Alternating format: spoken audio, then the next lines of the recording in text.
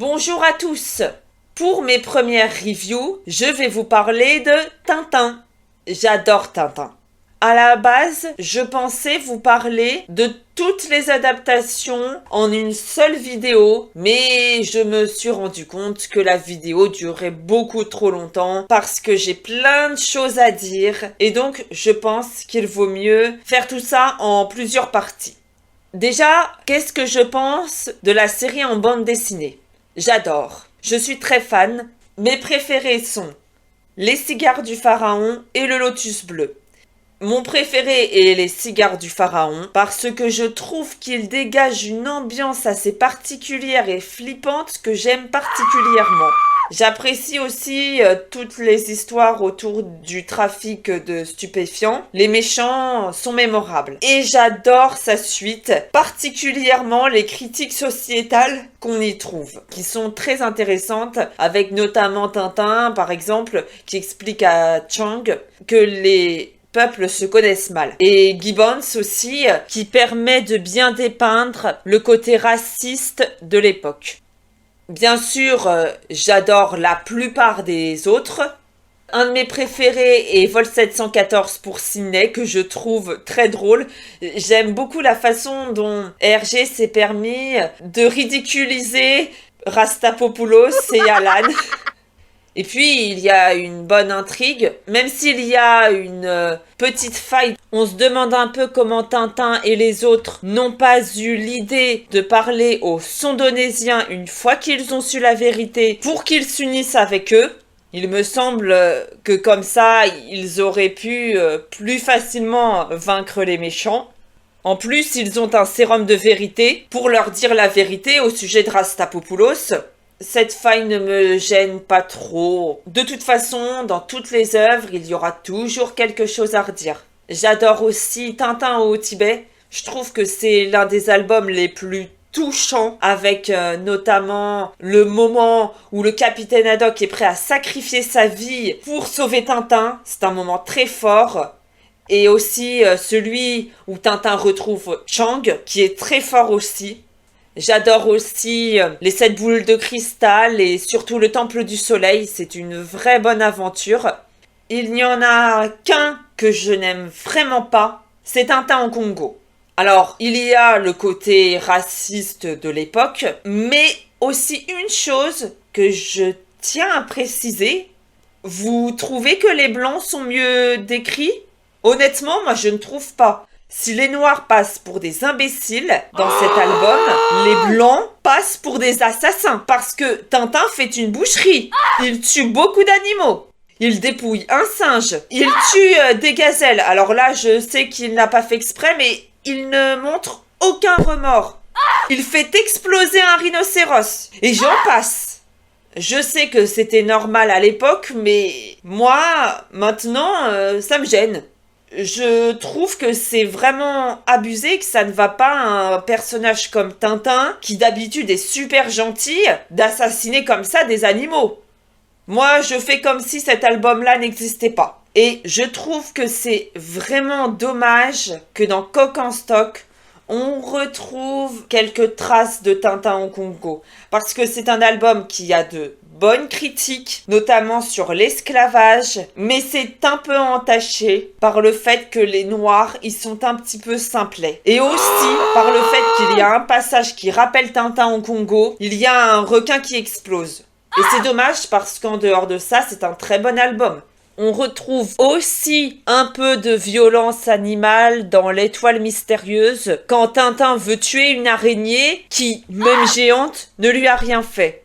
Je n'aime pas ce passage, même si le reste de l'album est très bien.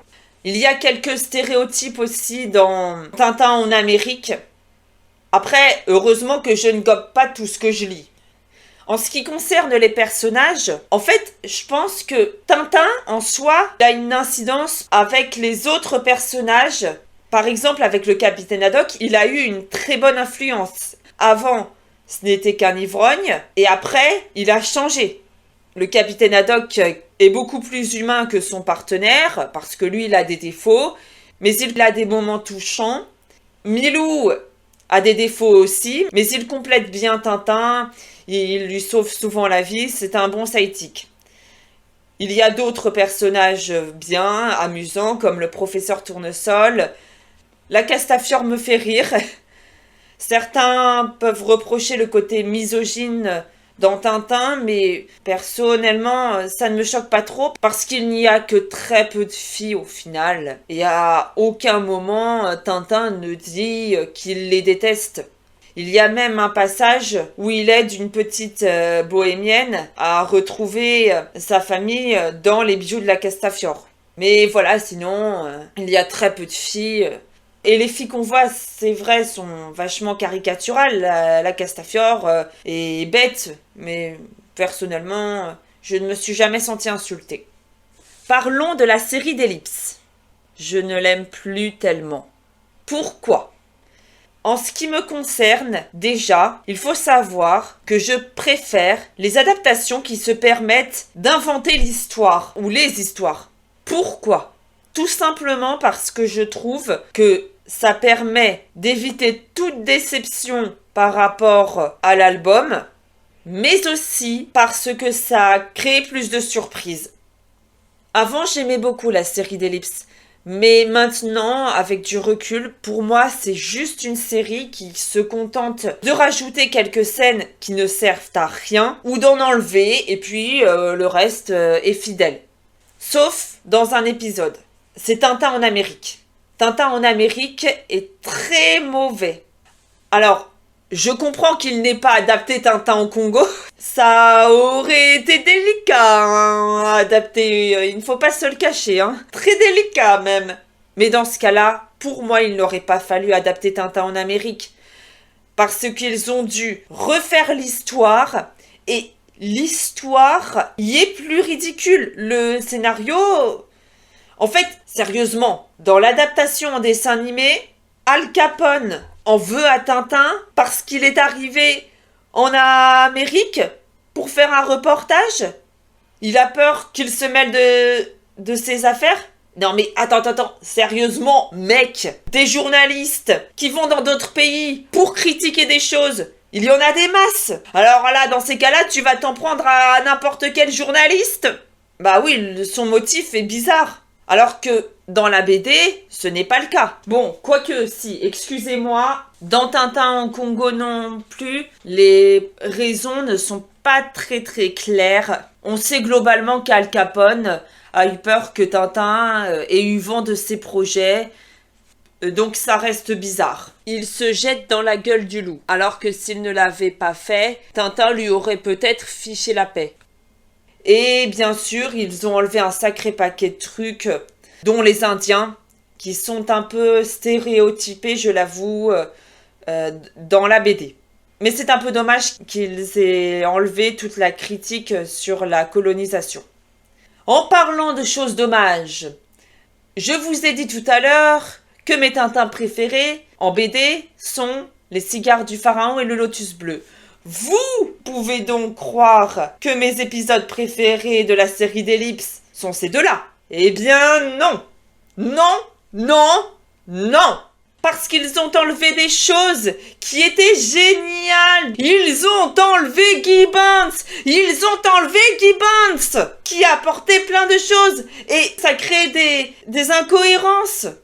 Dans Coq en stock, Dawson dit qu'il a reconnu Tintin, mais en fait... il ne l'a même pas vu dans la version dessin animé du Lotus Bleu. Alors pourquoi il le reconnaît ? J'en vois venir certains. Ils voulaient enlever tous les stéréotypes. Écoutez, moi je suis blanche. J'ai critiqué Tintin au Congo. D'ailleurs, j'ai oublié de parler aussi de Tintin au pays des soviets. Ils ne l'ont pas adapté celui-là, mais ça aurait été délicat. Il y a des choses que j'aime bien dans cet album-là, mais c'est un des moins bons. Je n'aime pas beaucoup la façon dont sont dépeints les Chinois, par exemple. Heureusement qu'on a surveillé Hergé après et qu'il n'a pas reproduit les mêmes bêtises dans le Lotus Bleu. Mais sérieusement, c'était une bonne critique sur le respect. Alors pourquoi enlever ça ? Est-ce que vous pensez sincèrement que quand j'ai lu le Lotus Bleu, je n'ai pas été capable de comprendre la bonne morale ? Bref. Et puis, la chose que j'ai à reprocher à cette série, c'est le fait qu'ils ont certes rajouté des scènes, mais qui n'apportent aucune plus-value. Ils auraient tout aussi bien pu reproduire exactement les mêmes scènes que dans les BD. Par exemple, dans Le Crabe aux pinces d'or, on assiste au meurtre d'Herbert Downs. Et vous savez quoi? Je trouve que ça aurait pu être une bonne idée. Ça aurait pu apporter quelque chose à l'album. On aurait pu, par exemple, nous expliquer pourquoi un homme comme lui s'est retrouvé au sein d'un groupe de gens malveillants et ce qui l'a amené aussi à faire appel à la police. On aurait pu développer plein de choses autour de ça. Mais non, on se contente juste de rajouter la scène et basta. Dans leur version des cigares du pharaon, on nous montre bien que Rastapopoulos est un méchant, il n'y a pas de mystère. On le voit grogner quand Tintin le quitte dans les deux albums, même si on peut facilement le deviner. Ce n'est pas montré avant la fin du Lotus Bleu. Et j'aurais accepté cette idée, je vous jure, si ça amenait quelque part. Si on nous en disait plus sur Rastapopoulos, c'est du potentiel gâché. Il y a des incohérences. Il y a celle autour de Dawson aussi. Tintin dit qu'il connaît Alan Thompson à un moment, mais par contre il ne le reconnaît pas dans Le Crabe aux pinces d'or. C'est bizarre. Je n'ai pas grand-chose à développer et c'est sincèrement dommage. L'animation est correcte, sans plus. Par contre, il y a une chose que j'apprécie beaucoup. Le doublage est très bon. Surtout celui qui a joué Tintin. Il a une voix magnifique. C'est sa voix que j'ai en tête quand je pense à notre reporter. Elle fait très mature et elle est très en adéquation avec lui. Et le reste s'en sort très bien.